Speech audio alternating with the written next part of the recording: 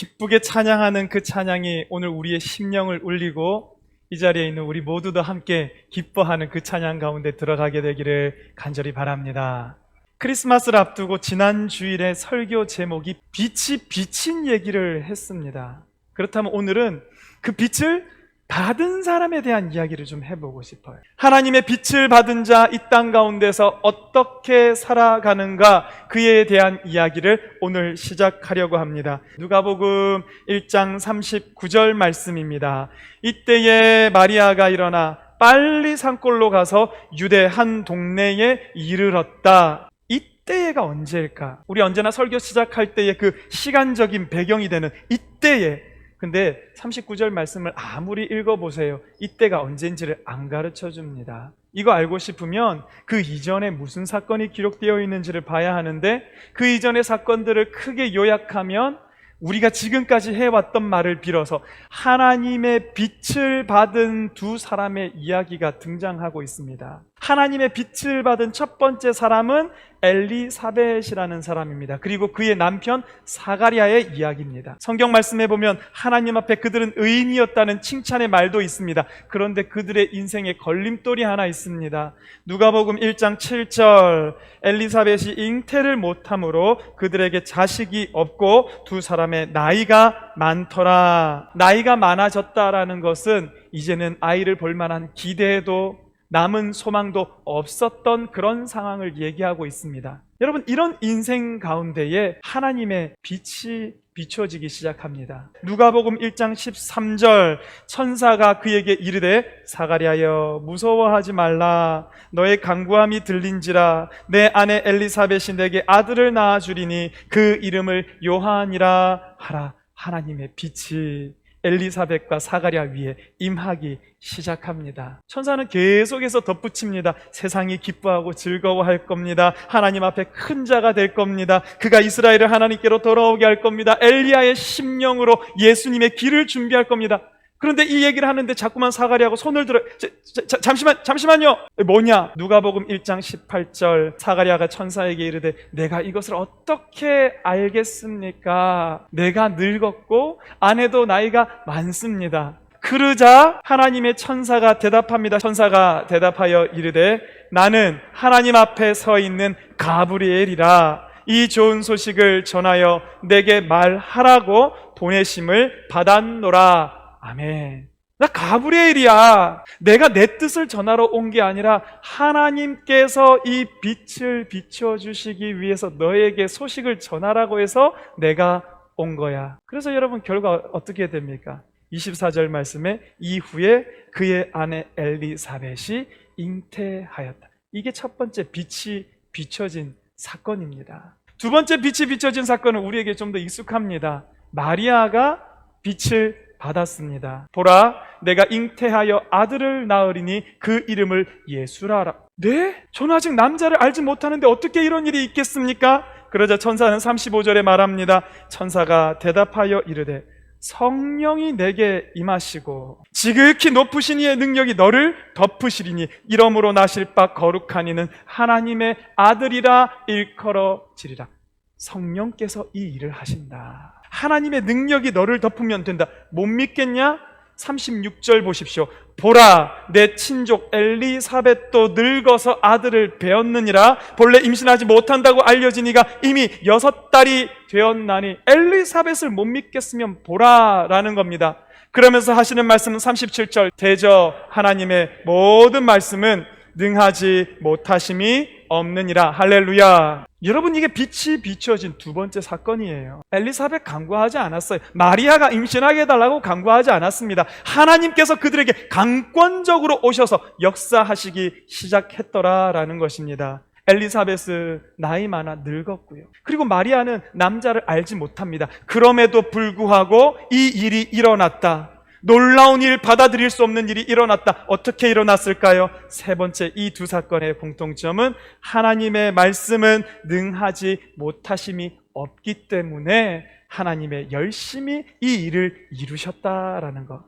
아까 이때가 언젠지 알아보자라고 했는데, 이때에라는 것은 하나님께서 빛을 비춰주신 때에, 땅에 임재하신 그때에 빛을 받은 마리아가 했던 첫 번째 행동이 뭔 줄 아십니까? 엘리사벳을 찾아가는 일이 첫 번째 행동이었습니다. 마리아가 일어나 빨리 산골로 갔다. 지금 마리아가 있는 곳 나사렛, 그리고 엘리사벳이 있는 곳은 헤브론 산지 사이에 150km, 나흘 길이 걸렸는데 임신한 몸으로 빨리 그곳을 갔대. 왜 갔을까요? 40절, 사가랴의 집에 들어가 엘리사벳에게 문안했다라고 합니다. 여러분 보세요. 빛이 마리아에게 비쳤습니다. 기뻤지만 마냥 기뻐할 수 없고 불안했습니다. 그랬던 마리아가 했던 것이 엘리사벳을 찾아가 만난 일이었다라는 겁니다. 왜 갔을까? 천사가 자기에게 얘기해 줬거든요. 1장 36절에 너 의심되거들랑 보라, 내 친족 엘리사벳도 늙어서 아들을 배었느니라. 임신하지 못한다고 알려진 이가 이미 6달이 되었나니. 37절, 대저 하나님의 모든 말씀은 능하지 못하심이 없느니라. 마리아는 두려웠던 거예요. 잉태했다고 하는 걸 내가 받아들여야 할까 말아야 할까? 이게 하나님의 일하심이 맞을까 아닐까? 여러분, 이와 같은 생각이 들었을 때 엘리사벳을 향해 빨리 가는 거였어요. 땅에 빛을 받은 사람들을 내 눈으로 보고 빛을 받은 이가 이와 같이 되어지는구나, 자기가 보기를 원했다라는 것입니다. 마리아는요, 하나님의 말씀을 믿기 위해서 오늘 움직이기 시작했더라. 여러분, 이게 중요합니다. 여러분, 그렇기 때문에 중요한 게 뭡니까? 그 인생길 가운데서 우리가 뭘 보냐가 중요한 거예요. 오늘 마리아 보세요. 마리아 인생이 지금 파혼당할지도 모릅니다. 미래에 대한 불안함 가득합니다. 죽음의 공포도 있었을지 모릅니다. 그 가운데서 마리아가 본 것은 하나님의 일하심을 보기를 원했더라. 할렐루야. 마리아가 오늘 움직인 이유는 하나님의 말씀을 믿기를 원하여 움직이기 시작하였더라. 할렐루야. 마리아는 무엇을 선택했냐 하면 하나님의 밝은 면을 선택했다. 그리고 하나님의 일하심을 보기를 선택했고 하나님의 길을 선택했다. 마리아의 결정이 여러분 의미가 있습니다. 그리고 이걸 우리가 본받기를 간절히 바랍니다. 오늘 이 빛을 받은 사람들의 이야기 속에는 사실 하나님께서 교회를 향한 하나님의 마음을 묻어두신 것 같아요. 저는 참 많이 느낍니다. 빛을 받은 저와 여러분들이, 그들이 모여있는 이 교회가 그럼 어떤 곳이 되어야 하겠는가? 그게 오늘 말씀에 나오는 거예요. 어떤 곳이 됩니까? 빛을 받은 자와 하나님의 임재를 경험하는 사람이 만나는 곳이 이 교회가 되어야 한다라는 것이에요. 마치 무엇처럼 마리아가 빛을 받고 나서 다른 빛을 받은 엘리사벳을 만나러 갔을 때, 그녀를 만났을 때 비로소 그 마음 가운데 안정이 찾아왔고 감사가 찾아왔고 행복과 찬양이 하나님 앞에 넘쳐났던 것처럼 우리 교회가 그래야 한다라는 것입니다. 너의 믿음 가운데서 하나님을 발견하고 저 사람 가운데서 하나님 역사하심을 나도 확인하고 하나님을 만나고 하나님을 경험하고 하나님을 다시금 확인하는 자리가 바로 교회로 하나님께서 우리에게 허락해 주셨다라는 것입니다. 마리아가 엘리사벳을 만났을 때야 비로소, 여러분 오늘 본문 말씀 45절까지인데요 46절부터는 마리아의 찬양이 시작됩니다. 얼마나 놀라운 찬양과 얼마나 믿음의 고백이 나오는 줄 모릅니다. 엘리사벳을 만나고 나니까 하나님 일하심이 맞구나 확인되고 나니까 그 속에 찬양이 터져 나온다라는 거예요.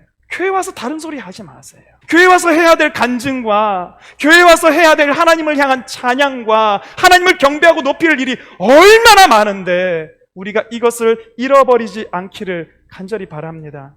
이렇게 마리아가 엘리사벳에게 가고 나니까요, 그 다음부터 일은 일사천리입니다. 하나님께서 엘리사벳에게 성령의 충만함을 주셔요.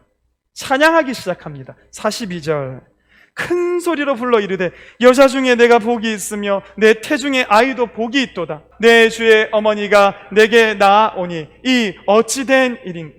이건 엘리사벳에게서 나온 말이 아니라는 거예요. 성령의 충만함을 받으니까 자기 속에 없는 말이 나오는 거예요. 하나님께서 고백하게 하시는 것을 말하고 하나님께서 듣기를 원하시는 것을 말하고 고백하게 되어지고 하나님 우리는 할 수 없는 일들을 가능케 하시는 역사가 일어나더라. 할렐루야.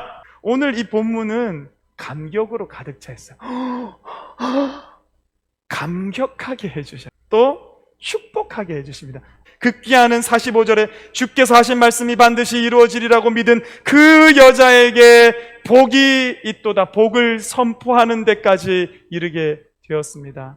복이 있습니다. 복이 있도다. 교회 오면 축복해주고 복을 선포하고 나누고 간증하고 고백하고 무엇을 보고 무엇을 선택하고 무엇에 나를 맡기고 무엇을 고백할 거냐는 여러분들에게 달려있는데, 오늘 빛을 받은 사람들, 두세 사람이 내 이름으로 모인 곳에 나도 그들과 함께 하겠다라고 하신 하나님의 말씀처럼 그들이 모여 있는 공동체는요, 하나님의 일하심을 찬양하는 자리가 되었습니다. 저는 우리 교회에 이런 일이 일어나기를 원합니다.